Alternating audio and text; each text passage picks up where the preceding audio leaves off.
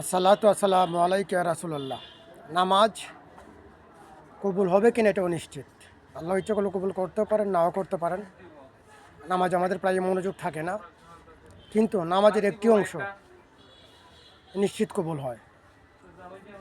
আমরা কিন্তু সেটা অনেকেই জানি না। নামাজের যে অংশটা নিশ্চিত কবুল হয়, সে অংশটা হলো দুরূদ শরীফ, যেটা কোরআন এবং হাদিসে নিশ্চয়তা আছে।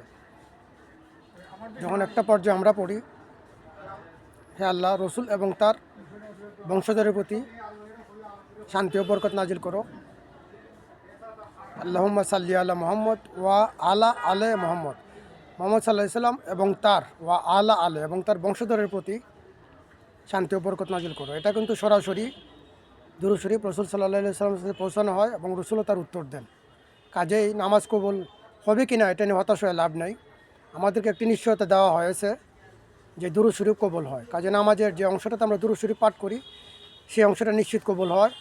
এই বিষয়টা নিয়ে আমরা আনন্দিত থাকতে পারি, শান্তিতে থাকতে পারি এবং মৌলবী সাহেবদের উচিত নামাজের এই অংশটা কবুল হয় নিশ্চিত, এটা প্রচার করা।